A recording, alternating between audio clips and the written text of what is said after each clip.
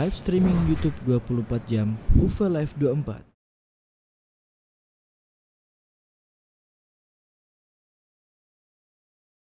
Bismillahirrahmanirrahim. Assalamualaikum warahmatullahi wabarakatuh.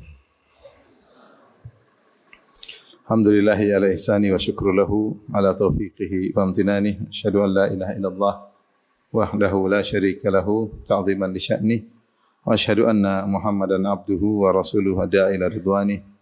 Allahumma salli alaihi wa ala alihi wa ashabihi wa ikhwani. Hadirin dan hadirat yang dirahmati oleh Allah Subhanahu wa taala, pada kesempatan bahagia ini kita akan bahas tentang al-ukhuwatu fillah, persaudaraan karena Allah Subhanahu wa taala. Di antara ibadah yang agung yang memudahkan seorang untuk masuk surga adalah menjalin persaudaraan karena Allah Subhanahu wa taala. Karenanya di antara 7 golongan yang Allah naungi pada hari kiamat kelak adalah rajulani tahabba fillah ijtama alaihi wa tafarraqa alaihi. 2 orang yang saling mencintai karena Allah, mereka berkumpul karena Allah dan mereka juga berpisah karena Allah Subhanahu wa taala. Bahkan sebagian ulama mengatakan inilah yang paling mudah di antara 7 golongan yang disebutkan. Ketika Rasulullah SAW menyebutkan sab'atun yudhilluhumullah fi yaumin la dhilla illa dhilluh, 7 golongan yang Allah naungi pada hari kiamat, yaitu di padang mahsyar ketika matahari diturunkan dalam jarak 1 mil yang tidak ada naungan kecuali naungan Allah. Maka 7 golongan ini semuanya melakukan amalan yang berat. Seperti pertama, imam yang adil. Tidak mudah menjadi seorang pemimpin yang adil. Kemudian yang kedua, syabun nasya fi ibadatillah, anak muda yang tumbuh dalam ketaatan. Ini pun susah. Namanya anak muda, pengin tahu, kepo, pengin coba-coba. Di tengah-tengah anak-anak muda sibuk dengan kesenangan, dia tumbuh di atas ketaatan kepada Allah. Yang ketiga ini, rajulani tahabba fillah ijtama alaihi wa tafarraqa alaihi. 2 orang saling mencintai karena Allah, bertemu karena Allah, berpisah karena Allah. Yang keempat, rajulun qalbuhu mu'allaqun bil masajid. Seorang yang hatinya selalu rindu ingin ke masjid. Tidak pernah luput dari salat 5 waktu di masjid, selalu ingin ke masjid.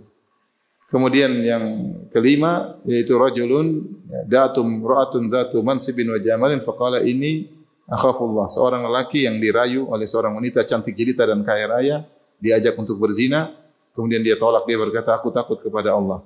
Yang keenam, rajulun tasaddaqa bi yaminihi fa akhfaha hatta la ta'lama shimalu ma tunfiqu yaminuhu. Seorang yang berinfak dengan tangan kanannya kemudian dia sembunyikan sampai tangan kirinya tidak tahu apa yang diinfakkan oleh tangan kanannya. Dan yang ketujuh, rajulun dzakarallaha khalian fa fadat ainah. Seorang ketika bersendirian dia ingat Allah kemudian dia menangis. Di antara 7 amalan ini, sebenarnya mengatakan yang mudah adalah nomor 3, yaitu rajulani tahabba fillah ijtama alaihi wa tafarraqa alaihi. 2 orang saling mencintai karena Allah, berkumpul karena Allah, berpisah karena Allah. Amalan yang menyenangkan, mendatangkan kebahagiaan, tetapi diberi pahala yang besar oleh Allah Subhanahu wa taala. Oleh karenanya, jika seorang bisa bersahabat karena Allah, itu adalah nikmat yang besar. Nikmat yang besar. Allah sebutkan dalam Al-Quran seperti dalam firman-Nya, "Lau anfaqta ma fil ardi jami'an ma allafta baina qulubihim walakinnallaha allafa bainahum." Kata Allah Subhanahu wa taala kepada Nabi, "Ya Rasulullah, jika kau menginfakkan seluruh harta di atas muka bumi ini, semuanya seluruh harta kau infakkan untuk bisa menggabungkan hati-hati mereka, ma allafta baina qulubihim." Kau tidak akan mampu untuk menggabungkan hati-hati mereka. Isyarat dari Allah Subhanahu wa taala bahwasanya yang membuat hati nyaman satu dengan yang lainnya dalam persahabatan, dalam pergaulan adalah Allah Subhanahu wa taala. Adalah Allah Subhanahu wa taala. Susah menggabungkan 2 hati yang berbeda. Ketika ada 2 hati yang digabungkan, maka itu semua nikmat dari Allah Subhanahu wa taala. Itu Allah sebutkan tentang nikmat. Jadi kita harus menyadari bahwasanya bisa bersahabat karena Allah, keserasian hati adalah nikmat dari Allah Subhanahu wa taala. Karena Allah berkata kepada Nabi Muhammad, "Lau anfaqta ma fil ardi jami'an ma allafta baina qulubihim." Kalau kau menginfakkan harta sepenuh bumi ini untuk menggabungkan hati mereka, antara kaum muhajirin, antara kaum ansar, antara kaum ansar sendiri yang saling bermusuhan sebelumnya, suku Al-Aus dan suku Al-Khazraj, kau tidak bakalan mampu ya Rasulullah. Walakinallaha alafa bainahum. Tapi Allah yang menggabungkan hati-hati mereka.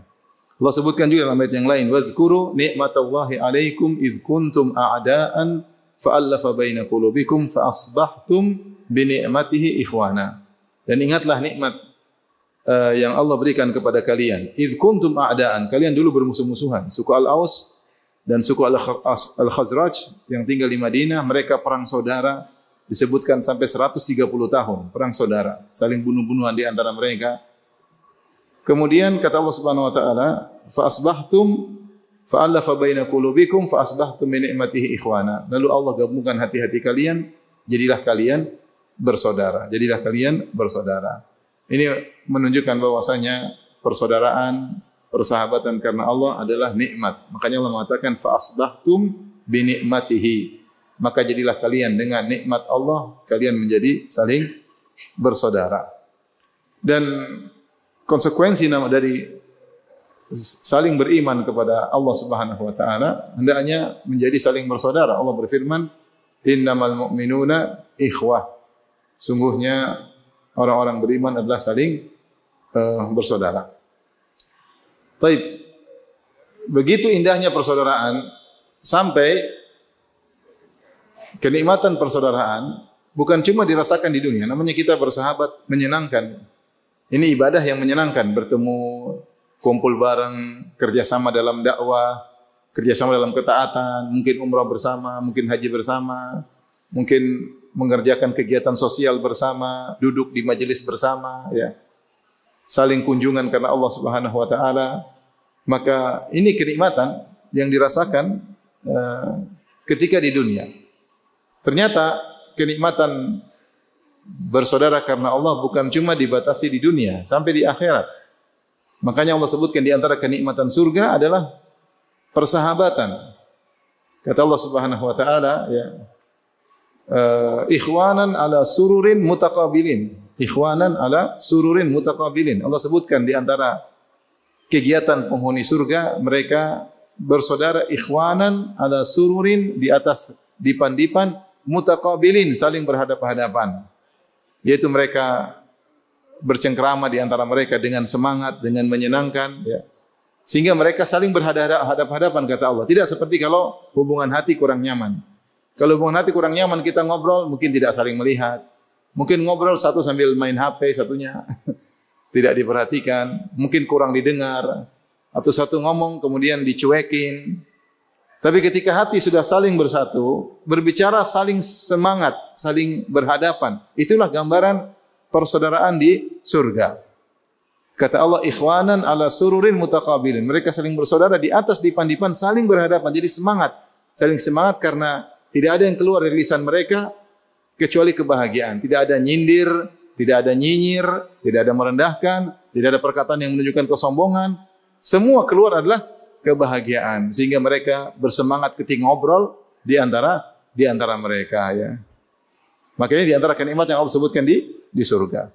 Dan selain mendapatkan kenikmatan di dunia, ternyata pertemanan karena Allah juga ini bermanfaat di akhirat, bermanfaat di akhirat. Ada dua ayat dalam Al-Qur'an yang menyebutkan tentang manfaat pertemanan karena Allah di akhirat. Di antaranya Allah berfirman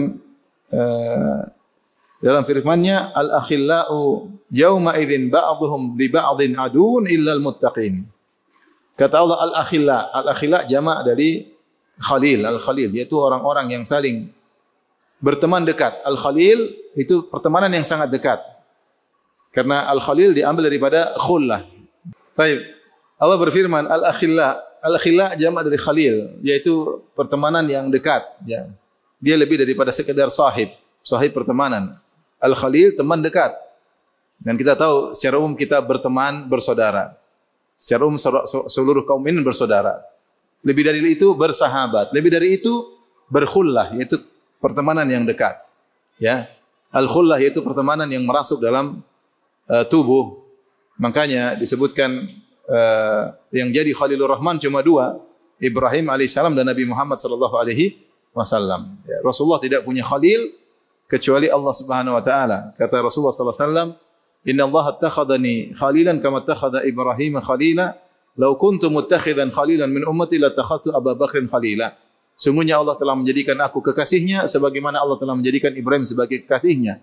Kalau aku boleh punya teman kekasih yang spesial selain Allah, tentu aku akan dari umatku, tentu aku akan jadikan Abu Bakar sebagai apa? Kekasihku. Tetapi Abu Bakar hanyalah Habibur Rasulillah atau Hibbu Rasulillah. Habibur Rasulillah banyak, di antaranya Abu Bakar, di antaranya Umar, Utsman, Ali, di antaranya Usama bin Zaid, di antaranya Zaid bin Harithah. Mereka adalah Habibur Rasulillah. Adapun Khalilur Rasulillah cuma siapa? Allah Subhanahu wa taala. Jadi al-akhilla yaitu pertemanan yang begitu kuat di dunia, saking dekatnya sampai disebut dengan Khalil. Ternyata pada hari kiamat, yauma idzin ba'dhum li ba'din adu. Pada hari kiamat akan terputus semuanya, bahkan bukan cuma terputus, berbalik saling bermusuhan. Saling bermusuhan. Illal muttaqin, kecuali orang yang menjalin pertemanan karena takwa kepada Allah Subhanahu wa taala. Maka pertemanan mereka berlanjut. Pertemanan mereka berlanjut.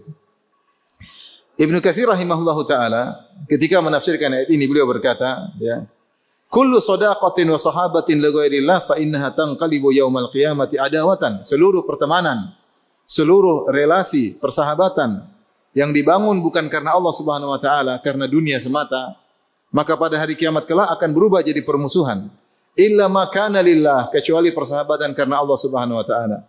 Fa innahu daimun bidawamihi, maka akan senantiasa langgeng sebagaimana langgengnya Allah Subhanahu wa taala. Wa hadza kama qala Ibrahim alaihi salatu wasalam. Dan ini ayat ini mirip seperti pernyataan Ibrahim alaihissalam kepada kaumnya. Ibrahim berkata dalam surat Al-Ankabut, "Innama takhadhtum min dunillahi awthanan mawaddata bainikum fil hayati dunya." Sungguhnya kalian sama-sama kerjasama untuk menyembah berhala, untuk memupukkan pertemanan, cinta kasih di antara kalian.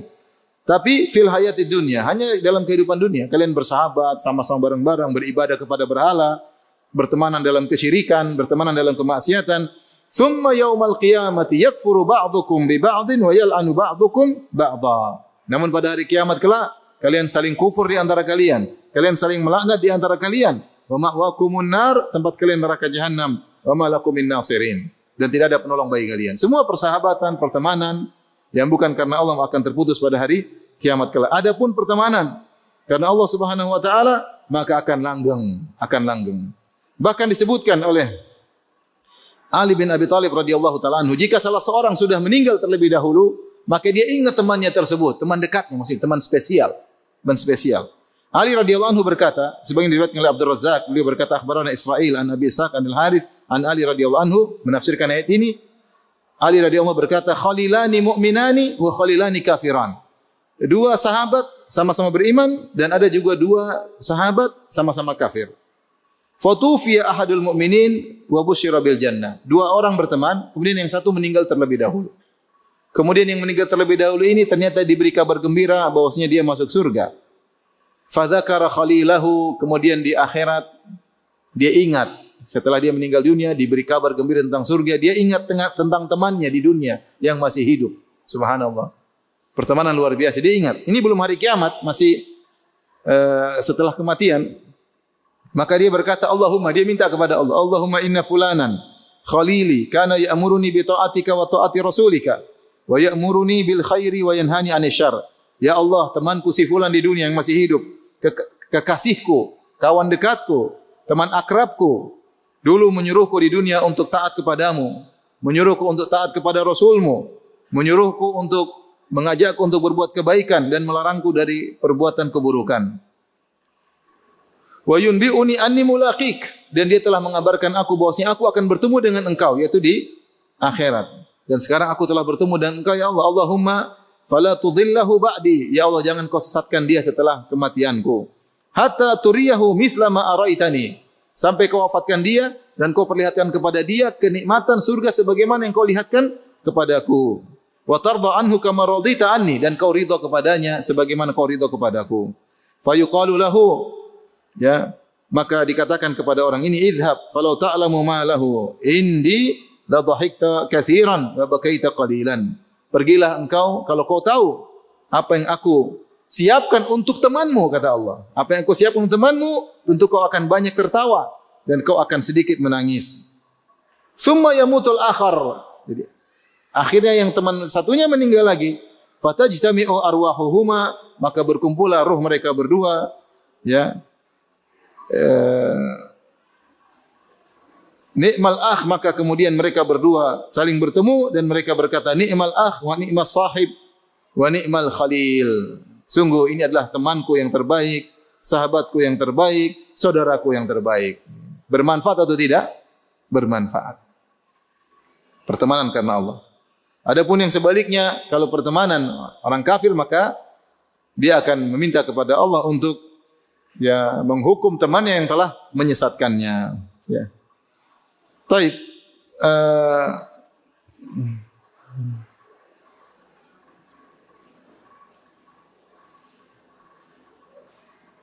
Ini di antara ayat yang menjelaskan tentang bahwasanya pertemanan karena Allah bermanfaat sebelum hari kebangkitan. Sebelum hari kebangkitan. Ya. Bagaimana ketika hari kebangkitan? Juga bermanfaat. Allah sebutkan dalam ayat yang lain.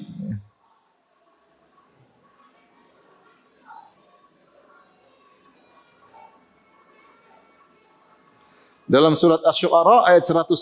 Dalam Syu'ara ayat 101.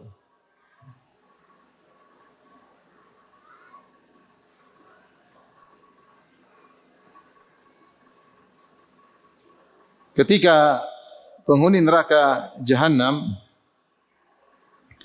mereka berkata, "Tallahi in kunna la fi dhalalim mubin." Ya, kata Allah, mereka berkata, demi Allah dulu kami dalam kesesatan yang nyata. Idh nusawwikum bi rabbil alamin. Ketika kami menyamakan kalian dengan Allah, itu mereka berbicara sesembahan-sembahan mereka samakan dengan Allah, ya. Wa ma adallana ilal mujrimun, dan tidak ada yang menyesatkan kami kecuali orang-orang para pendosa. Kemudian mereka berkata, fama lana min syafi'in. Tidak ada pemberi syafaat bagi kami. Tidak ada yang kasih syafaat. Malaikat tidak memberi syafaat, para nabi tidak memberi syafaat, teman-teman juga tidak memberi syafaat. Karena pada hari kiamat ada kemuliaan yang Allah berikan, yaitu syafaat. Kata Nabi, syafaatil malaika, wa syafaatil anbiya, wa syafaatil mu'minun. Para malaikat memberi syafaat, para nabi memberi syafaat, orang-orang beriman juga memberi apa? Syafaat. Kata mereka dalam neraka Jahannam, ya. Kata Allah, ya. Qalu wa hum fiha yahtasimun. Mereka dalam neraka saling bermusuhan, mereka berkata, mereka mengeluh. Kata mereka, fama lana min syafi'in. Tidak ada pemberi syafaat bagi kami. Malaikat tidak beri syafaat, para nabi tidak beri syafaat. Kemudian kata mereka, wala sadiqin hamim, dan tidak ada teman dekat yang membantu. Tidak ada teman dekat yang membantu. Kalau orang-orang kafir, teman dekatnya tidak bisa membantu, maka mafhum mukhalafah sebaliknya, berarti orang-orang beriman temannya bisa membantu, ya.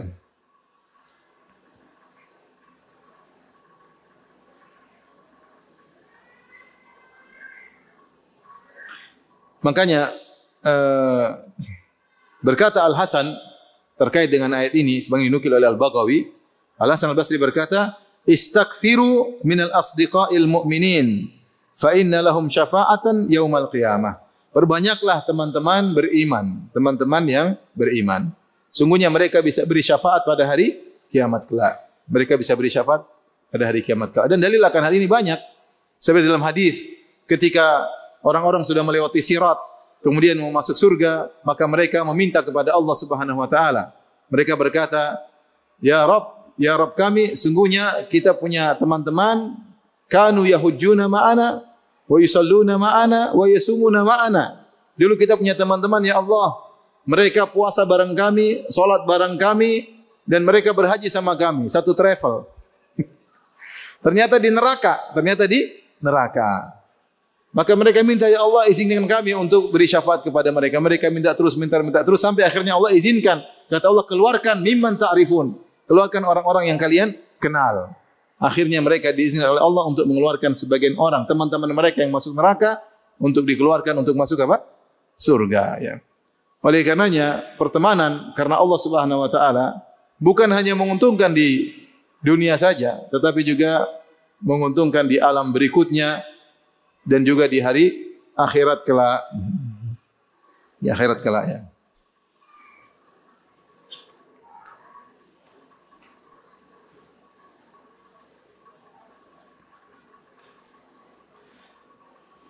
Qatadah berkata, Ya'lamun wallahi anna as-sadiq idza kana salihan nafa'. Orang-orang kafir ketika di neraka berkata, "Fama lana min syafi'in wala sadiqin hamim." Tidak ada yang beri syafaat kepada kami, malaikat juga tidak, para nabi juga tidak, dan tidak ada teman dekat yang memberi syafaat kepada kami. Kata Qatadah menafsirkan ayat ini, ya'lamuna wallahi, sungguhnya mereka, yaitu penghuni neraka tersebut, mereka tahu, wallahi, demi Allah mereka tahu. Inna as-sadiqa idza kana salihan nafa', sungguhnya teman kalau saleh akan bermanfaat. Wa innal hamima idza kana salihan syafa', sungguhnya teman dekat kalau dia saleh dia akan beri apa? Syafaat. Ya, akan beri syafaat. Maka ini di antara keutamaan pertemanan karena Allah Subhanahu wa taala. Oleh karenanya terlalu banyak dalil yang menunjukkan bahwasanya berteman karena Allah adalah ibadah. Berteman karena Allah adalah ibadah, ya. Di antaranya tadi hadis tentang 7 golongan yang kemudian Allah mengatakan atau Rasulullah mengatakan, rajulani tahabba fillah, 2 orang saling mencintai karena Allah, ijtama alaihi, mereka bertemu karena Allah, wa tafarraqa alaihi, dan mereka juga berpisah karena Allah Subhanahu wa taala. Di antara dalil tentang bahwasanya berteman karena Allah adalah ibadah, Rasulullah SAW bersabda, "Salasun man kunna fihi wajada bihinna halawatal iman." 3 perkara yang jika terdapat pada diri seseorang, dia akan merasakan manisnya iman. 3 perkara kalau terdapat dalam diri seorang, maka dia akan merasakan manisnya iman. Di antaranya, wa an yuhibbal mar'a la yuhibbuhu illa lillah. Dia mencintai seseorang, dia tidak mencintainya kecuali karena Allah. Bukan karena ekonominya, bukan karena parasnya, bukan. Tapi karena keimanannya, mungkin akhlaknya baik, mungkin karena dia sering ke masjid, mungkin dia tutur katanya bagus. Jadi dia mencintai orang ini karena akhirat. Bukan karena duniawi. Karena pertemanan banyak tapi karena duniawi. Ya, pertemanan banyak karena duniawi. Pertemanan banyak karena satu suku, karena satu daerah, karena satu hobi, karena satu kampung. Bukan itu yang dimaksud. Tapi berteman karena orang ini saleh, karena orang ini akhlaknya baik, karena orang yang sering ke masjid, karena orang ini ngajarin kebaikan, karena orang ini mengingatkan saya kepada akhirat, karena orang ini mau menegur saya untuk meninggalkan kemaksiatan. Dia tidak pekewuh negur saya untuk meninggalkan maksiat. Saya mencintainya karena inilah karena pertemanan karena Allah Subhanahu wa taala. Siapa yang mencintai seorang karena Allah, dia akan merasakan manisnya iman. Dan ini menunjukkan berteman karena Allah, mencintai karena Allah adalah ibadah, ya. Demikian juga dalam hadis kata Rasulullah SAW, Inna Allah yaqulu yaumal qiyamah, pada hari kiamat kelak Allah akan mencari hamba-hambanya yang saling mencintai karena Allah Subhanahu wa taala. Allah berkata, Ainal mutahabbuna bijalali, mana hamba-hambaku yang saling mencintai karena keagunganku. Mereka mencintai karena aku, bukan karena yang lainnya. Allah cari, mana mereka? Mana mereka?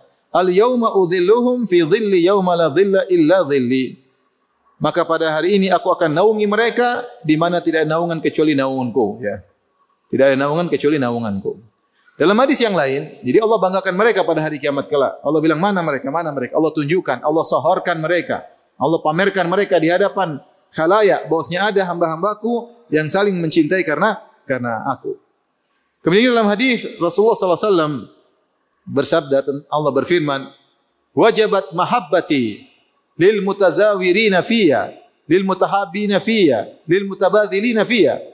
Wajib kecintaanku mengenai orang-orang atau 2 orang yang saling berkunjung karena aku, yang saling berkunjung karena aku, yang saling mencintai karena aku, yang saling membantu karena aku.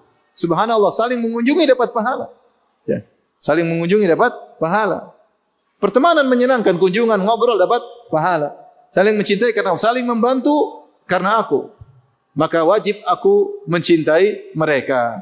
Dalam satu hadis Rasulullah SAW menyebutkan, Inna rajulan zara akhan lahu fi qaryatin ukhra. Ada seorang, dia pergi ke kampung yang lain, bersafar atau dia pergi perjalanan jauh, kemudian dia ingin menjenguk temannya karena Allah Subhanahu wa taala. Fa arsadahu Allah ala madrajatihi malakan, maka Allah kirim malaikat menjelma jadi manusia, mencegat dia di tengah jalan. Maka dia berjalan di tengah jalan ketemu dengan seorang. Maka orang tersebut, padahal itu malaikat, jelmaan malaikat. Maka orang tersebut berkata, Aina turid? Kemana kau hendak pergi? Kemudian dia berkata, "Uridu akhan li fi hadhil qaryah." Saya ingin mengunjungi saudara saya karena Allah di kampung tersebut. Maka malaikat tadi bertanya, "Hal laka alaihi min ni'matin tarubbuhu 'alaiha?" Apakah kau ke sana ada urusan duniawi? Ada urusan ngurusin ternak, ngurusin kebun, ngurusin perdagangan, ya. Kau ketemu dia jauh-jauh ada urusan duit, urusan dunia? Kata dia, tidak ada. Illa anni ahbabtuhu fillah. Saya ke sana karena saya cinta dia karena Allah Subhanahu wa taala. Dia jelaskan, saya ke sana bukan karena urusan dunia, karena dia saya kunjungi karena dia, saya cinta dia karena Allah. Maka malaikat berkata, "Fa inni Rasulullah ilaika anna Allah ahabbaka kama ahbabtahu fi." Sungguhnya aku adalah utusan Allah kepadamu untuk mengabarkan kepadamu bahwasanya Allah mencintaimu karena kau telah mencintai kawanmu karena Allah Subhanahu wa taala, ya. Ya, makanya kalau ada orang mencintai kita karena Allah, kita doakan, kita bilang ahabbakallahu alladhi ahbabtani fi. Semoga Allah mencintaimu karena kau telah mencintaiku karena Allah Subhanahu wa taala. Maka ini semua menunjukkan bahwasanya cinta kepada saudara, menjalin persahabatan dengan kawan, terutama teman dekat karena Allah, bukan karena duniawi, maka ini ibadah yang agung. Ibadah yang agung, ya. Namanya mencintai karena sesuatu, ya, bukan karena zatnya tetapi karena sesuatu tersebut, ya. Kita mencintai dia bukan karena secara zat dia biasa-biasa aja. Mungkin fisiknya biasa-biasa aja, tapi kita mencintai dia karena Allah Subhanahu wa taala. Itu namanya mencintai sesuatu karena sesuatu yang lain, ya. Seperti disebutkan dalam syair, ya. Majnun Laila, seorang laki yang dikenal jatuh cinta kepada Laila, dia berkata, "Amurru 'ala diyari diyara Laila, uqabbilu dzal jidari wa dzal jidari wa ma hubbud diyari syaghafna qalbi, walakin hubbu man sakana diyara." Kata dia, si Majnun yang tergila-gila kepada si Laila, dia berkata, "Aku melewati kampung, rumah-rumah aku lewati, kampungnya si Laila. Aku pun mencium tembok-tembok yang ada di kampung tersebut. Rumah-rumah aku ciumin. Bukan karena aku cium tembok, karena cinta kepada tembok, tetapi cinta kepada yang dibalik apa? Tembok. Cinta kepada si Laila, ya. Dia mencintai tembok karena siapa? Karena Laila, bukan karena zat temboknya. Maksud hati memeluk gunung, apa daya tangan tak sampai. Maksud bibir mencium Laila, apa daya ketatap tembok, ya. Jadi maksud itu namanya cinta karena sesuatu. Jadi kita senang gaul sama dia bukan karena dianya, tapi karena Allah, karena dia beriman kepada Allah. Karena dia baik, karena dia ingatin saya buat salat, karena dia menegur saya kalau saya maksiat. Ya. Ketika saya susah dia ingat sama saya, seperti itu. Itu namanya pertemanan karena Allah. Inilah ibadah yang agung. Yang sebelum datang Rasulullah SAW tidak dikenal oleh para sahabat. Para sahabat ketika masih musyrik, masih kafir, mereka punya pertemanan. Ya. Bahkan bagaimana kita baca dalam sirah bahwasanya Abdurrahman bin Auf berteman dengan Umayyah bin Khalaf, majikannya Bilal yang menyiksa Bilal. Makanya ketika perang Badar, Umayyah bin Khalaf panggil Abdurrahman bin Auf, "Hei kawan, sahib, kita dulu temenan. Kau tangkap saya aja biar nanti." Ya, jadi dia minta ditangkap. Ya. Supaya dia tidak dibunuh oleh orang-orang kaum muslimin. Tapi mereka berteman. Jadi pertemanan banyak sebelum datang Rasulullah SAW. Dan pertemanan semuanya karena duniawi. Karena satu darah, karena satu kampung, ya. Karena satu suku, karena satu bisnis. Seperti Umayyah bin Khalaf sama Abdurrahman bin Auf sama-sama bisnismen. Ya. Pertemanan. Seperti kita sekarang banyak orang berteman karena duniawi. Karena sama-sama hobi. Misalnya pertemanan karena sama-sama bisnis, pertemanan karena sama-sama tinggal di Jogja, pertemanan karena sama-sama alumni universitas tertentu, ya. Ini semua pertemanan karena duniawi. Pertemanan karena kita sama-sama satu mbah. Pertemanan karena kita sama-sama satu suku, sama-sama satu kabilah, ya. Pertemanan karena sama-sama hobi main bola, sama-sama hobi main motor, ya. Itu kan semua pertemanan. Asalnya pertemanan karena duniawi. Kalau tidak dibumbui dengan karena Allah, maka pertemanan duniawi. Kita punya teman, sama-sama satu suku. Bagus atau tidak? Bagus, tidak apa-apa. Tetapi kalau tidak dibumbui karena Allah, maka hanya pertemanan apa? Duniawi. Kita punya teman-teman sama-sama hobi main bola. Boleh atau tidak? Boleh, enggak dilarang.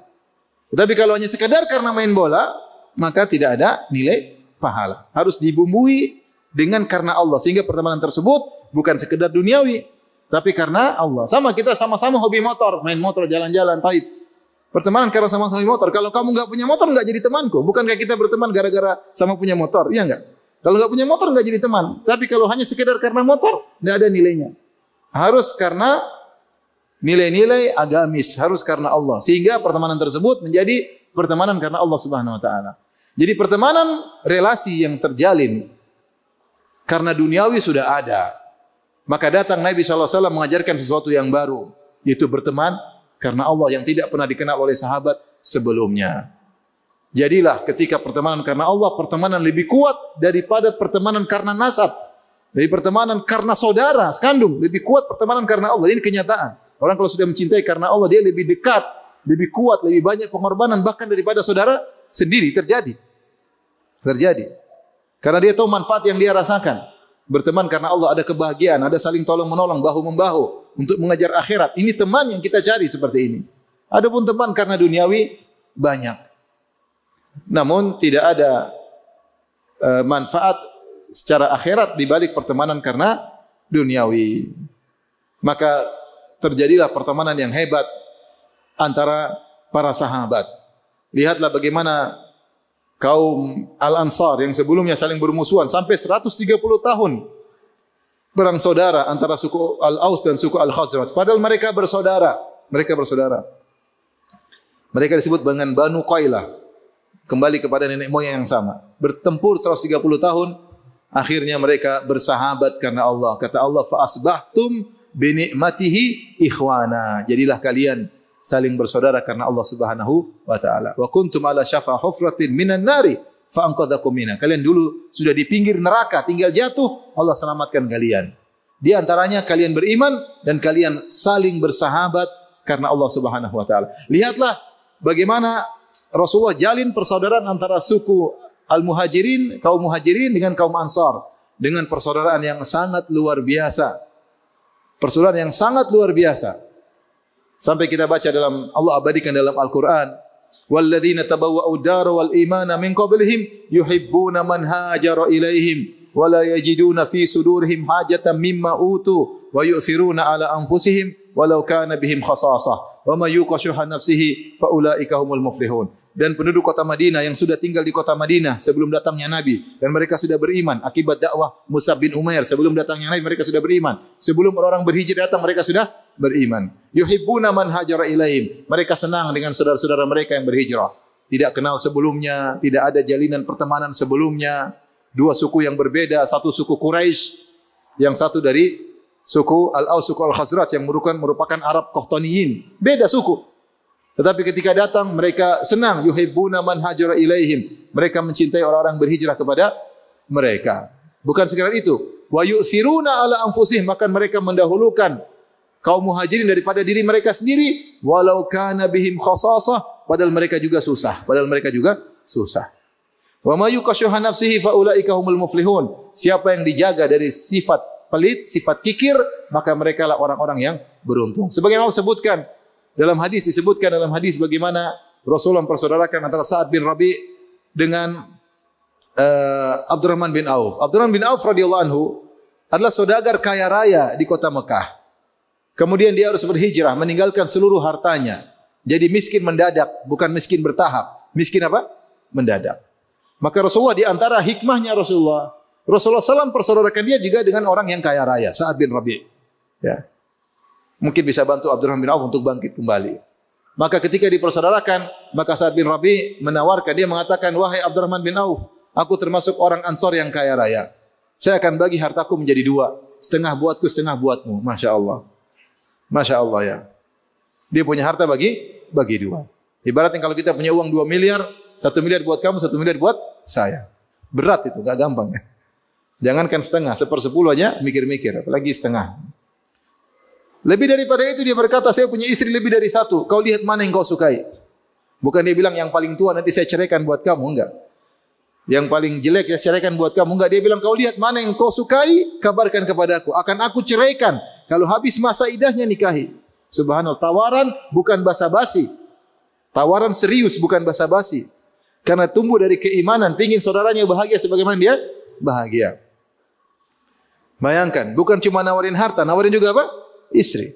Maka Abdurrahman bin Auf tidak mengambil kesempatan dalam kesempitan. Dia mengatakan, barakallahu laka fi ahlik wa fi malik. Semoga Allah berkahi engkau wahai Sa'ad bin Rabi'. Berkahimu, berkahi istrimu, berkahi hartamu yang kau sudah tawarkan kepadaku, semoga diberkahi. Enggak, dullani ala suq, tunjukkan kepadaku mana pasar. Saya punya keahlian berdagang. Maka fadulla ala suq Bani Qainuqa, ada pasarnya orang Yahudi. Ketika itu ekonomi dipegang oleh Yahudi.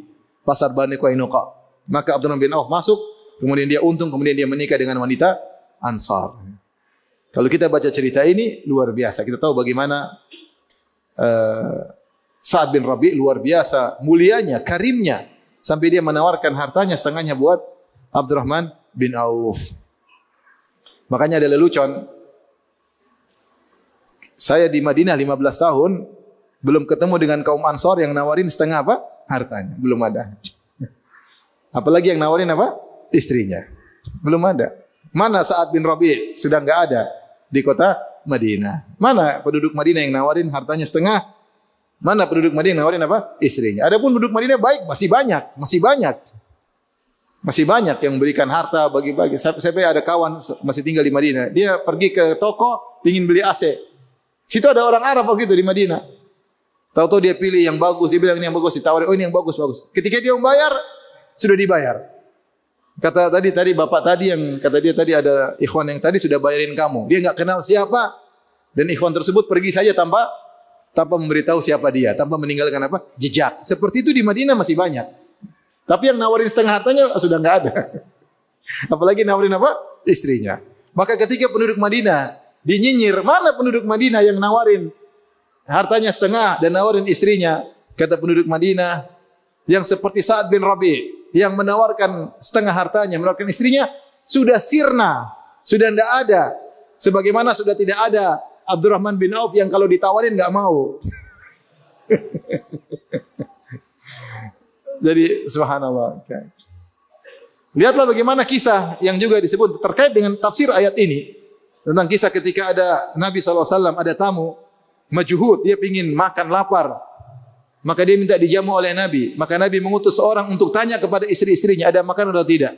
Maka pergilah utusan Nabi kepada istri Nabi. Ada makan atau tidak?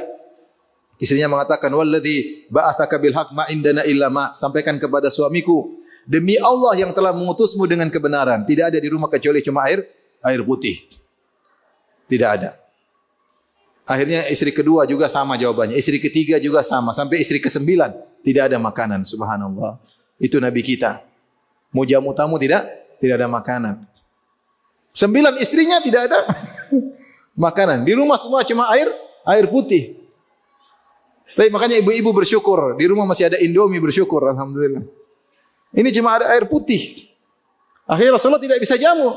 Kata Rasulullah, man yudhaifu dhaifa Rasulillah, siapa yang bisa menjamu tamuku? Maka kemudian satu orang berkata, saya Rasulullah. Dia dengan pedenya bawa tamu tersebut ke rumahnya, ternyata istrinya juga enggak ada makanan.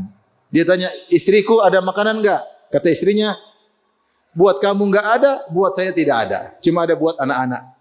Kata suaminya, sudah kalau gitu anak-anak jangan dikasih makan. Ajak main sampai ngantuk terus tidur. Kalau sudah tidur, itu makanan buat tamu kita. Ini tamunya Nabi. Kemudian jangan lupa kau pura-pura perbaiki lampu terus matiin. Akhirnya benar, dia nurut. Dia enggak bilang, Abi, ada-ada aja Abi. Abi, memang Abi. Saya aja belum makan, mikirin teman, enggak mikirin saya. Itu kalau wanita, sebagian wanita zaman now. Ya. Tidak semuanya. Banyak wanita-wanita soleh, Masya Allah Ta'ala. Banyak relatif ya. Maka sang wanita nurut, maka dia rayut anaknya, ditidurin, kemudian makannya disiapin, karena cuma buat satu orang, maka mereka tidak bisa makan bareng.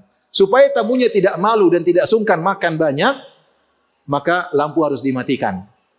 Karena kalau dihidangkan terus suami istri enggak ikut makan, tamunya enggak enak nanti. Lah, saya cuma makan sendiri enggak enak.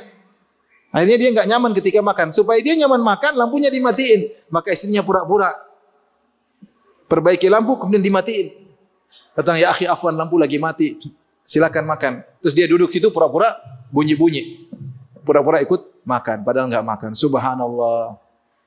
Mereka juga lapar, tapi mereka memuliakan apa? Tamu. Sampai besoknya Rasulullah panggil dia, Rasulullah mengatakan, ajaballah min sani'ikuma bidhaifikuma al-barihah. Atau kama qala Nabi sallallahu alaihi wasallam. Kata Nabi, Allah takjub dengan sikap kalian berdua terhadap tamu kalian semalam. Luar biasa.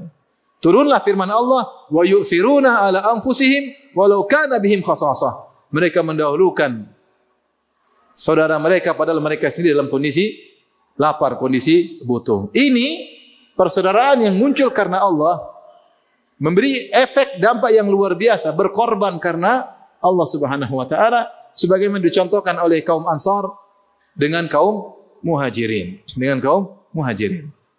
Dan disebutkan ketika suatu peperangan, tiga sahabat terkapar terkapar, maka salah satu kehausan, dia haus. Ketika mau dikasih air minum, dia dengar temannya kehausan, minta air. Maka dia bilang, tolong kasih teman saya. Dia lebih membutuhkan air daripada saya. Ya. Akhirnya yang bawa air pindah ke teman satunya. Ketika dia mau minum, dia dengar teman satunya lagi yang juga terluka parah. Ya.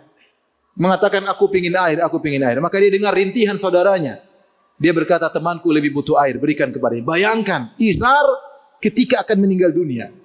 Terluka parah dalam peperangan. Dia haus. Dia mendengar temannya kehausan, dia bilang, kasih temanku dulu.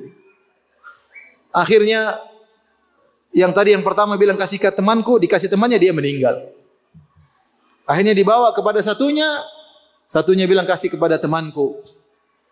Dibawa ke satunya lagi, dia bilang kasihkan kepada teman yang pertama kalau tidak salah ya, atau belum meninggal ya. Kasihkan yang ke teman pertama. Intinya tiga-tiganya meninggal dan tidak minum, semuanya karena ithar, karena mendahulukan yang lainnya. Inilah dampak atau efek berteman karena Allah Subhanahu wa taala, mencintai karena Allah Subhanahu wa taala. Baik. Jadi ada hal-hal yang perlu kita perhatikan dalam berteman karena Allah Subhanahu wa taala, karena dia adalah ibadah yang sangat agung. Yang pertama, kalau kita berteman karena Allah, niat kita perbaiki. Jangan kita munafik. Tunjukkan kepada teman seakan-akan karena Allah, ternyata ada udang di balik rempeyek. Kita ingin cari dunia dari dia. Ini hati-hati. Kita tunjukkan kita ikhlas, tulus, ternyata ada dunia. Kita berteman, kalau dia kasih dunia, kasih hadiah, tidak ada masalah ya. Tidak ada masalah. Tapi jangan kita menampakkan seakan-akan karena Allah, ternyata di balik itu kita karena duniawi. Kita telah berkhianat kepada dia. Tidak boleh. Kalau kita benar berteman, ya berteman karena Allah. Kita dekat karena orang ini baik, karena orang ini punya jasa terhadap dakwah, karena orang ini berakhlak mulia, karena orang ini pemaaf, karena dia akhlaknya mulia, karena dia ramah, karena dia suka ke masjid, karena dia punya andil dalam dakwah, maka kita berteman dengan dia. Dan kita menghargai dia sebagai seorang yang punya andil dalam dakwah. Bukan karena duniawi. Jangan kita munafik menunjukkan kita ikhlas ternyata karena duniawi. Dan ini harus kita pertahankan, karena ini adalah ibadah kepada Allah Subhanahu wa taala. Demikian saja kajian kita. Semoga Allah menerima pahala puasa kita ya. Semoga Allah menerima amal soleh kita di bulan Ramadan ini. Wabillahi taufiq wal hidayah. Assalamualaikum warahmatullahi wabarakatuh.